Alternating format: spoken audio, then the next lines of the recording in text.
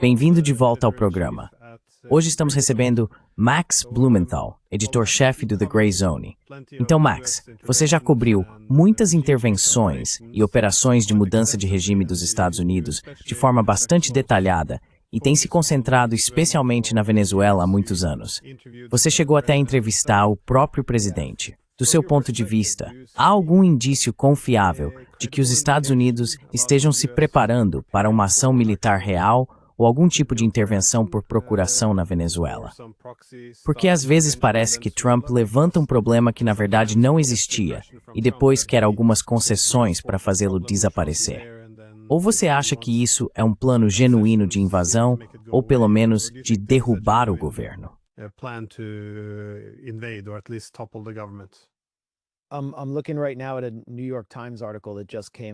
Estou olhando agora para um artigo do New York Times que acabou de sair.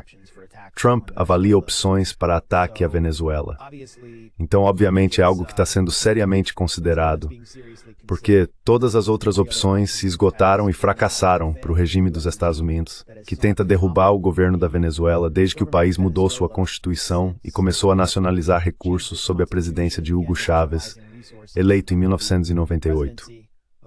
O primeiro golpe foi em 2002, e agora estamos testemunhando uma rápida mobilização baseada em uma designação completamente falsa de narcoterrorismo. Forças dos Estados que não são suficientes para invadir e tomar a Venezuela, mas são suficientes para causar estragos. E o fato de o New York Times apresentar todas essas opções de forma hipotética mostra que o governo Trump, ou seu chamado Departamento de Guerra, na verdade não sabe qual é o plano, nem o que pretende fazer. Acho possível que isso acabe saindo pela culatra, como tantas outras operações dentro da Venezuela, causando enormes danos não apenas à economia e ao povo venezuelano, mas também à estabilidade geral do hemisfério ocidental.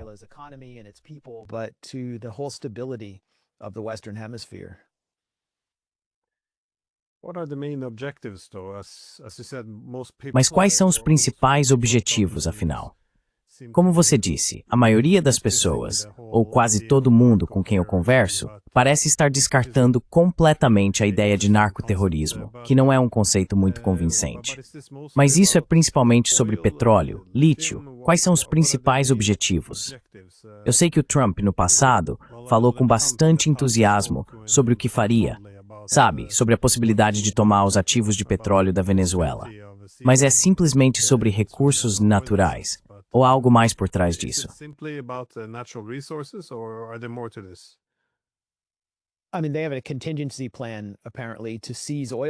Quer dizer, eles têm um plano de contingência, aparentemente, para tomar campos de petróleo e aeroportos na Venezuela, depois de desativar bases militares, e então capturar ou matar Maduro por meio de algum tipo de operação de forças especiais ou ataque de decapitação. É insano. Absolutamente insano. E eles falam sério. No final do discurso dele em Quantico, Pete Hegseth, o contratado por Dewey do chamado Departamento de Guerra, chamou a liderança militar de gorda e gay. Eles fez uma crítica aos negros, o que acho que isso não foi essa de break da corromão racing invasão.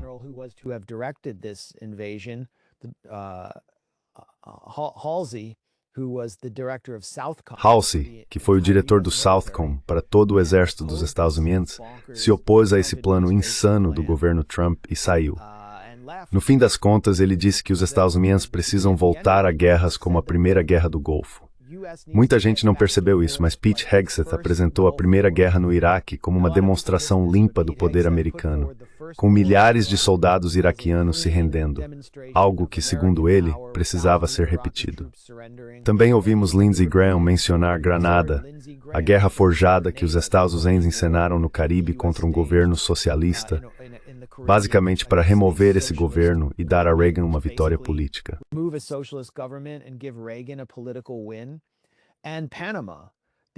E o Panamá, a decepção do Panamá, em que os Estados Unidos rotularam um ex-agente da CIA, Manuel Noriega, que havia se tornado grande demais para o seu próprio bem e estava se opondo à intervenção norte-americana na América Central. Chamaram-no de narcotraficante, capturaram-no e, enquanto isso, bombardearam o país, deixando centenas de civis mortos e destruindo um bairro majoritariamente afro-panamense na cidade do Panamá, chamado El Chorrillo.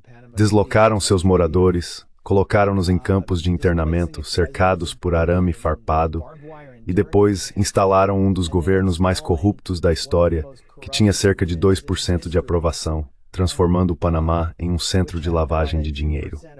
Esses são os modelos do que os Estados Unidos pretendem fazer na Venezuela.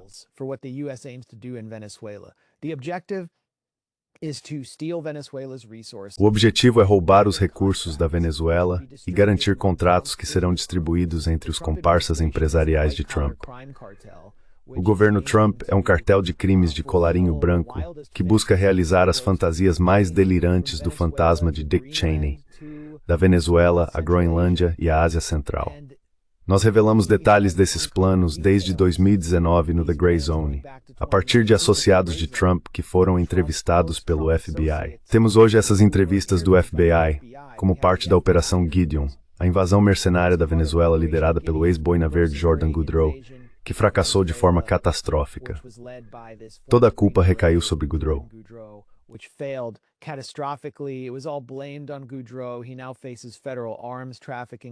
Agora ele enfrenta acusações federais de tráfico de armas.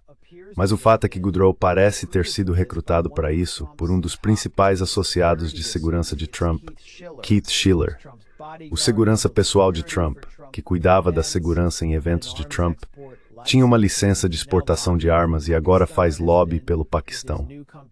Com sua nova empresa, a GreenMet, ele esteve na Groenlândia em busca de minerais de terras raras. Ele também criou uma empresa chamada Global Governments para iniciar uma invasão ou para se beneficiar de uma operação de mudança de regime na Venezuela, a fim de garantir contratos para os aliados de Trump. Esse era todo o objetivo. Foi isso que Jordan Goudreau me disse, e é o que fica claro em todas as entrevistas do FBI que vimos. Vamos lançar uma investigação extensa sobre isso, que estabelecerá as bases para o que Trump planeja fazer na Venezuela. Mas há outro motivo aí, e é ideológico.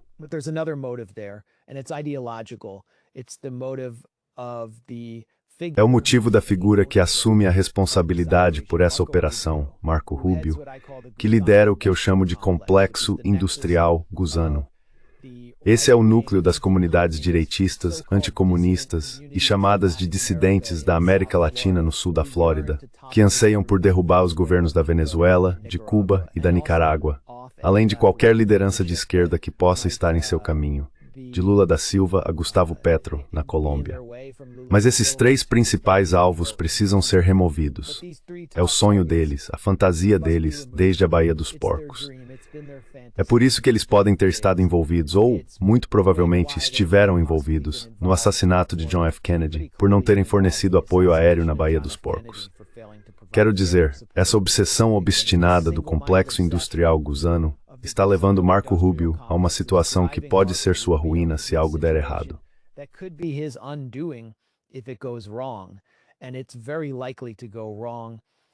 E é muito provável que dê errado, porque isso vai desestabilizar a Venezuela e pode causar uma guerra civil dentro do país entre os chavistas e a oposição direitista fanática apoiada pelos Estados Unidos. Isso levaria a uma onda massiva de migração, que já desestabilizou a fronteira entre os Estados Unidos e o México e ajudou a impulsionar a ascensão de Donald Trump e sua vitória em 2024. Portanto, essa é uma equação muito tóxica. Os Estados Unidos fizeram de tudo ao longo dos anos para tentar derrubar Hugo Chávez e seu sucessor, Nicolás Maduro, mas tudo fracassou. Agora estão simplesmente partindo para a força militar bruta, sem qualquer provocação, sem qualquer pretexto, e inventando uma falsa designação de narcoterrorismo para justificar tudo isso, a fim de fornecer uma base jurídica aparente para o que estão prestes a fazer. Significa fales a falsa guerra ao terror de Dick Cheney, com a falsa guerra às drogas de Ronald Reagan, para conseguir realizar esse plano.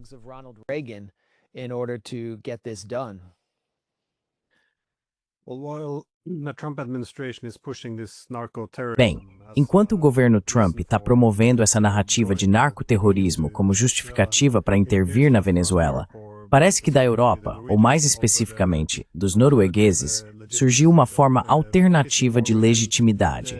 uma que se encaixa mais na tradição da hegemonia liberal. É aquela em que se pode fundir a busca mais à direita pela hegemonia com a ideologia de espalhar a democracia e os direitos humanos por meio da força militar.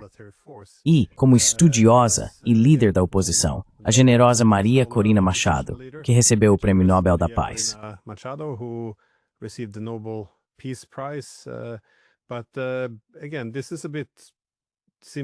Mas, novamente, isso é um pouco mais direto do que o normal, em termos de quão descarada ela está ao incentivar um ataque militar ao próprio país, basicamente oferecendo os recursos naturais do país aos americanos, se eles simplesmente vierem e invadirem.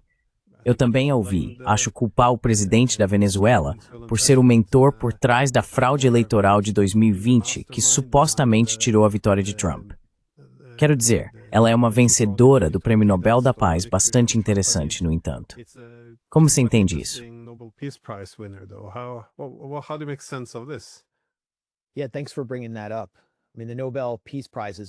Sim, obrigado por mencionar isso. Quero dizer, o Prêmio Nobel da Paz foi completamente desacreditado à luz do dia, e apenas um dos premiados teve a lucidez e a dignidade de realmente recusá-lo, o filósofo anti-imperialista Jean-Paul Sartre. De certa forma, o oposto, tanto política quanto intelectualmente, de charlatães como Bernard-Henri Lévy, que apoia mudanças de regime da Venezuela ao Irã. Maria Corina Machado representa o ponto mais baixo, o declínio absoluto da credibilidade da classe transatlântica, que apoiou o genocídio em Gaza. Nunca se opôs a ele, nunca sequer pensou em apoiar a indicação dos socorristas na faixa de Gaza ou dos jornalistas na faixa de Gaza.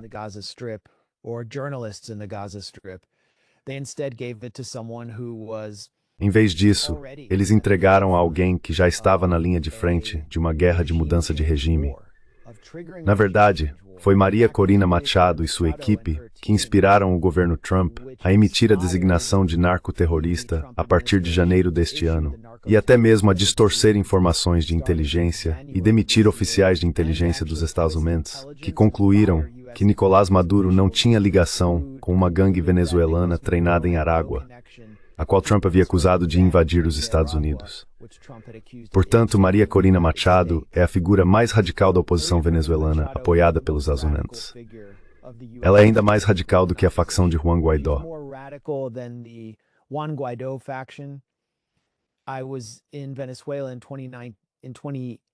Eu estava na Venezuela em 2019, quando a facção de Juan Guaidó se preparava para um golpe militar. Vi o que eles fizeram nas ruas da Venezuela, onde primeiro tentaram uma chamada intervenção humanitária com a USAID, avançando com caminhões pela fronteira colombiana para comprometer a soberania da Venezuela, constranger o governo Maduro e criar um espetáculo de caos para fazer parecer na mídia internacional que havia uma crise de fome causada pelo socialismo. Mas Maria Corina Machado, naquele mesmo dia eu a vi em Caracas tentando liderar bandos e outros venezuelanos de classe alta, em sua maioria de pele clara, para tomar uma base aérea em Caracas, chamada La Carlota, o que não deu em nada. Eles gritavam através das cercas, tentando convencer os soldados a se juntarem a eles.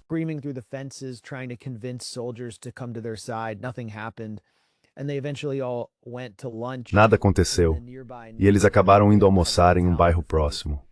Lá, comeram comida italiana. Então a tentativa fracassou. Mas nesse mesmo dia, ela e seus colegas da ala mais radical da oposição fizeram um apelo para que os Estados Unidos realizassem uma intervenção militar no estilo da Líbia, na Venezuela. Isso veio após seu pedido para que Israel e Benjamin Netanyahu atacassem a Venezuela e removessem Maduro, depois de um acordo formal de parceria que ela assinou com Netanyahu e seu partido Likud. Isso realmente mostra quem ela é e a quem o Comitê do Prêmio Nobel concedeu o prêmio.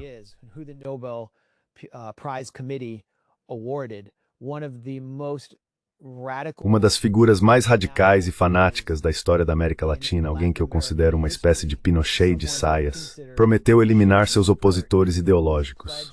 Milhões de venezuelanos que são chavistas, que são pobres, que praticamente não existiam na sociedade venezuelana antes de Chávez chegar ao poder. Ela declarou que vai purificá-los quando assumir o poder. Prometeu fazer isso ao chegar ao poder.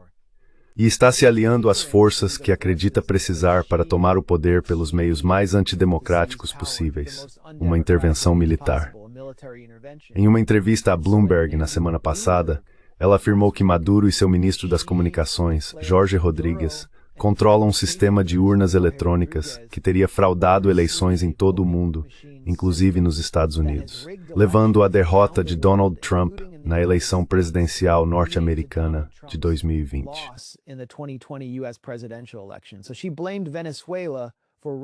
Então ela culpou a Venezuela por fraudar a eleição presidencial dos Estados Unidos.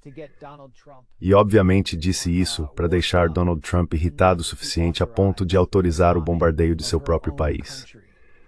Além disso, como você mencionou, ela prometeu repetidamente, em sua entrevista a Bloomberg e em uma entrevista com Donald Trump Jr., entregar os recursos de seu país a vários cartéis empresariais próximos de Donald Trump. Essa é, portanto, a figura que deveria assumir o poder. E acho importante observar que o New York Times e outros jornais liberais a retrataram como a Dama de Ferro e como uma heroína da democracia quando ela concorreu à presidência em 2024. Esse foi realmente o ponto de virada que nos levou à crise atual.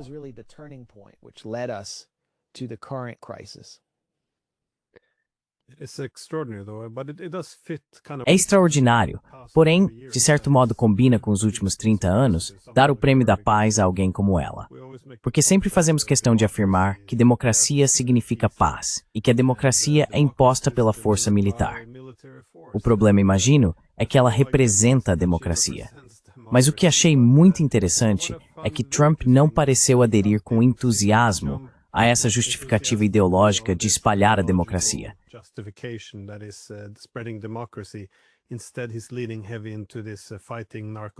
Em vez disso, ele está se apoiando fortemente nessa luta contra o narcoterrorismo, o que se encaixa mais, bem ironicamente, na categoria de lei e ordem, onde ele quer construir legitimidade. Mas dentro desse mesmo contexto, é claro que surgem algumas questões sobre os ataques que já estão sendo realizados, principalmente contra esses barcos venezuelanos. Isso é algo que intriga muitos, porque a Venezuela está bem distante dos Estados Unidos. Como você interpreta esses ataques a esses navios? Porque certamente se eles estão transportando drogas, isso dificilmente parece estar de acordo com o direito internacional.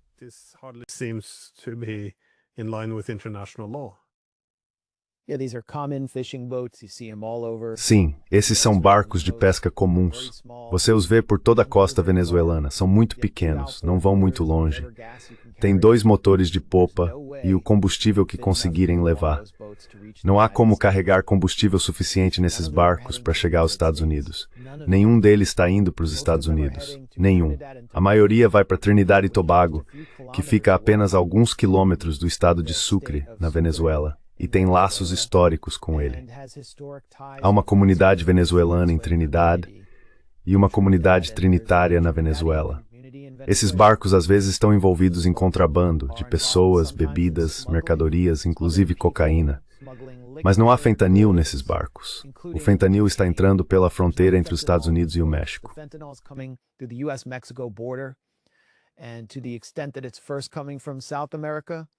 E na medida em que isso vem primeiro da América do Sul, está chegando pela costa oeste.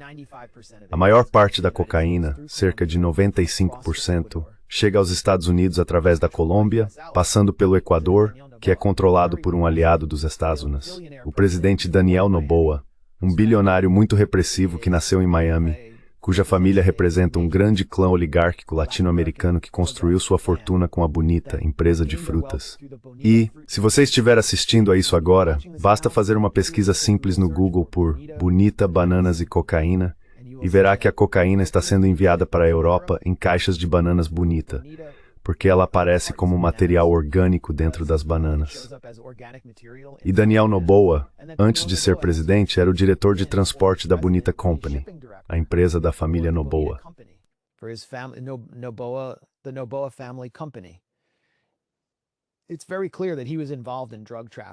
Está muito claro que ele esteve envolvido no tráfico de drogas, que a fortuna da família está entrelaçada com o narcotráfico e que eles têm trabalhado com a máfia albanesa para levar cocaína à Europa e aos Estados Unidos.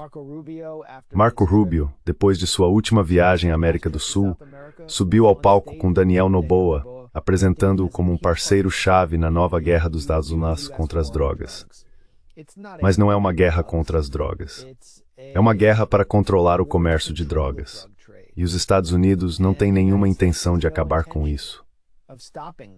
Se os Estados Unidos realmente tivessem a intenção de impedir que sua sociedade fosse envenenada pelas drogas, então por que associados próximos de Donald Trump, como Rudy Giuliani, que foi advogado de Trump, também atuaram como advogados da Purdue Pharma e da família Sackler, responsáveis pela crise dos opioides que matou milhões de americanos, especialmente no cinturão da ferrugem, nas regiões que apoiam Trump.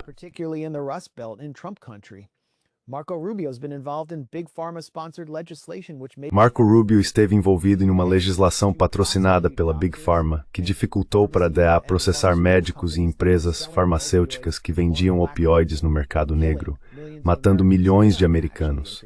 Portanto, eles não estão realmente interessados em parar o envenenamento da América.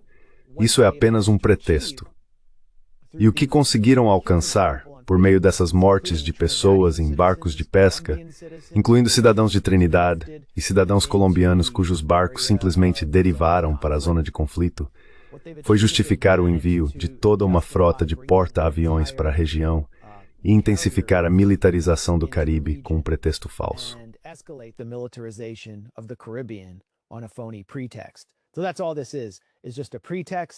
Então é só isso. Apenas um pretexto para gerar uma grande demonstração naval de força, que depois será usada para eliminar o chamado narcotraficante Nicolás Maduro ou seus associados. E do que Nicolás Maduro é dito estar no comando? Chama-se Cartel dos Sóis. Atualmente há uma recompensa de $50 milhões pela cabeça de Nicolás Maduro, para matá-lo ou capturá-lo. O Departamento de Justiça dos Estados Unidos aumentou esse valor de 15 milhões em, acredito, 2018. E esse é o mesmo valor, aliás, $50 milhões, que foi colocado pela cabeça de Osama Bin Laden. O que é o Cartel dos Sóis? É algo que não existe, não há nenhum Cartel dos Sóis.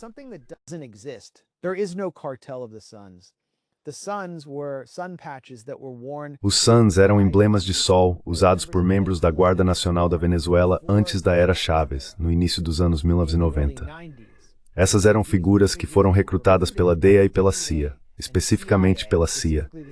O principal ponto de contato deles era o general, acredito, Rafael Guillen, que ajudou a enviar cocaína para os Estados Unidos. Sim, parece loucura. O plano era, nas palavras da CIA, deixar a droga circular.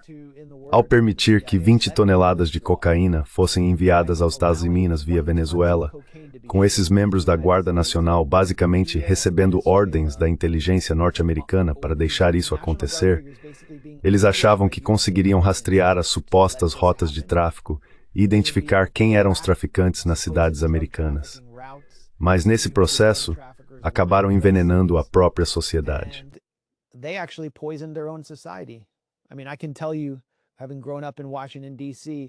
Quer dizer, posso te dizer que, tendo crescido em Washington, D.C., vi nossa cidade mudar bem diante dos meus olhos. Eu vi a epidemia do crack se desenrolar bem na minha frente, e todo mundo em D.C., pelo menos a maioria negra da cidade, sabia de onde aquilo vinha. Estava acontecendo sob a vigilância da inteligência dos Estados. Vinha dos cartéis com os quais eles trabalhavam. Então a CIA criou o Cartel dos Sóis. Depois, o Cartel dos Sóis desapareceu gradualmente. E agora eles o reviveram apenas para justificar o que pode ser o alvo do governo venezuelano.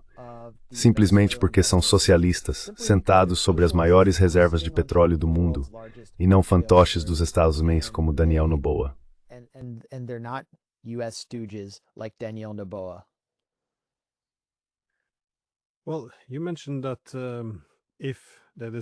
Bem, você mencionou que se eles decidirem lançar essa invasão ou ataque de decapitação, isso poderia muito provavelmente resultar em uma guerra civil dentro da Venezuela.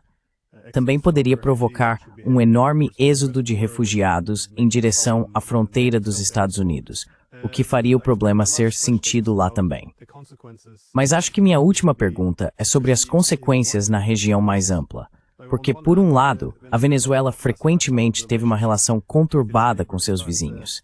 Estive na Colômbia algumas vezes e as críticas e a hostilidade em relação à Venezuela eram bastante evidentes entre os militares. No entanto, agora parece que isso mudou, e de forma bastante dramática. Claro, é um governo diferente de Santos, Uribe e daqueles que os antecederam. Mas como você vê a reação da região mais ampla da América Latina a, digamos, um ataque em grande escala dos Estados Unidos desse tipo? US attack in this manner. Well, if you're talking about Bem, Colombia, se você está falando sobre a Colômbia, é importante entender como a sociedade colombiana sofreu por causa do ataque dos Estados Unidos à Venezuela. As sanções unilaterais que os Estados Unidos impuseram à Venezuela foram responsáveis pelas ondas de migração, e elas passaram pela Colômbia. E a Colômbia, que já é um país pobre e que viveu sua própria história traumática, com a guerra civil e a guerra às drogas, teve que absorver centenas de milhares de imigrantes. Isso é uma opção inusual por isso.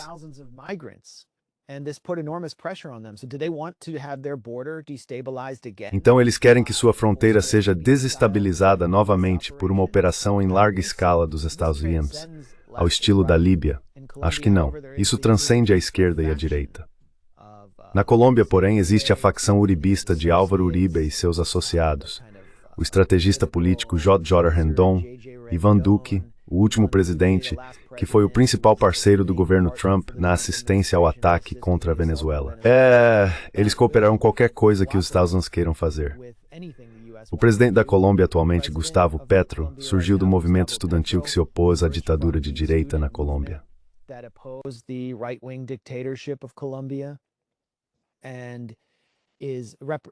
E ele, de certa forma, representa a capacidade da sociedade colombiana de superar o trauma da guerra civil e enxergar além da ideia de que toda a esquerda colombiana é apenas composta por guerrilheiros das Farc. Petro tem sido extremamente contundente no cenário mundial, não apenas contra o ataque dos Estados Unidos à Venezuela, mas também contra o ataque dos Estados Unidos e de Israel à faixa de Gaza. Isso o colocou na mira de Trump. Ele está agora sendo pessoalmente sancionado pelo regime dos Estados Unidos e realizou vários comícios muito grandes em Bogotá contra a militarização norte-americana no Caribe. Como eu disse antes, cidadãos colombianos foram mortos nesses ataques aéreos dos Estados Unidos contra embarcações. Mas Petro não controla as forças armadas. Petro doesn't control the military. The military is infested. Os militares estão infestados de elementos de direita pró-Estados Unidos. Então, quero dizer, ele tecnicamente os controla, mas talvez não os controle ideologicamente da mesma forma que Maduro faz na Venezuela com suas forças armadas. E eu sei que os militares também tiveram ao longo dos anos parcerias na Colômbia com milícias de direita.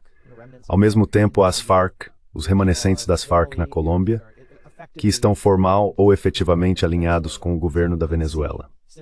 Portanto, é possível que o conflito civil transborde a fronteira e chegue a um lugar como a Colômbia.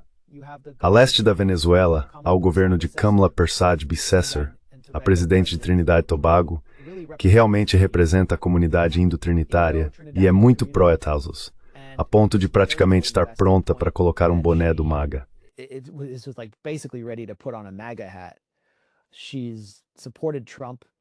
Ela tem apoiado Trump de forma consistente.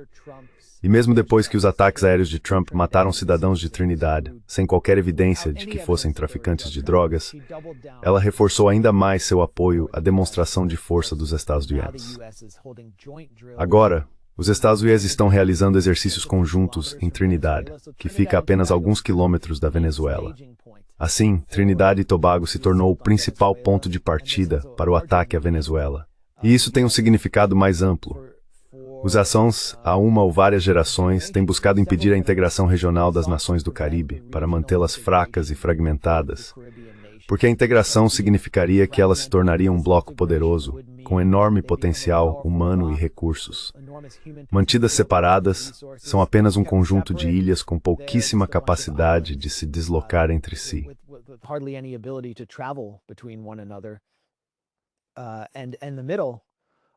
E no meio do Caribe está Cuba, que, como mencionei, é o prêmio para Rubio.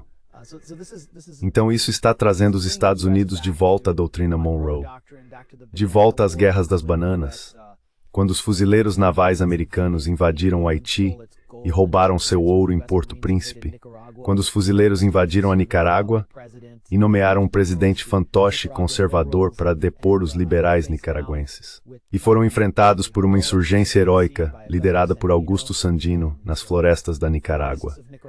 É aí que estamos novamente. E essa é a mentalidade do governo Trump. É diplomacia de canhoneira em busca de recursos, sem qualquer pretensão de espalhar a democracia. E talvez eles nem saibam realmente com o que estão lidando.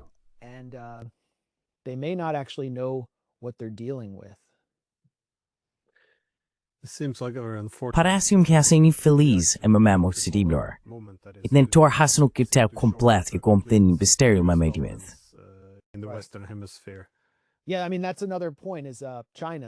Sim, quero dizer, esse é outro ponto. A China. A China vem formando relações fortes em todo o hemisfério ocidental. A primeira coisa que você vê ao desembarcar no aeroporto da Cidade do México são anúncios da tecnologia Huawei. A Venezuela assinou vários acordos de cooperação com a China. Os Estados Unidos, se houver um mundo multipolar, pelo menos o governo Trump, embora eu ache que isso transcenda republicanos e democratas, quer controlar todo o hemisfério ocidental e manter a China de fora. Esse é um dos principais objetivos aqui.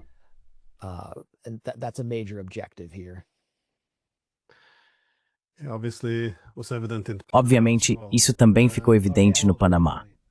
Ah, sim, ótimo ponto. Assumir isso. Enfim, obrigado por me deixar explorar suas ideias. E sim, espero que não chegue a um ataque de fato, mas parece que estamos indo muito rapidamente nessa direção. Então... Bem, como Madeleine Albright, a ex-secretária de Estado obcecada por guerras, disse a Colin Powell, quando você tem o maior exército do mundo, precisa usá-lo. E essa parece ser a mentalidade predominante aqui em relação à Venezuela.